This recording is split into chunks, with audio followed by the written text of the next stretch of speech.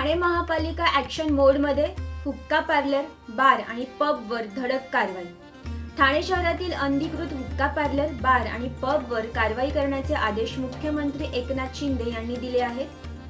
त्यानंतर गुरुवारी सकाळपासून ठाणे महापालिकेच्या अतिक्रमण विभागामार्फत शहरातील विविध ठिकाणी उभारण्यात आलेल्या अनधिकृत बार, पब आणि हुक्का पार्लरवर हातोडा टाकण्याची कारवाई सुरू झाली आहे. यावेळी चोख पोलीस बंदोबस्त ठेवण्यात आला होता. ठाणे महापालिका हद्दीत सकाळी 11 वाजल्यापासून अनधिकृत हॉटेल आणि पबवरील कारवाईला मोठ्या पोलीस बंदोबस्तात सुरुवात करण्यात आली.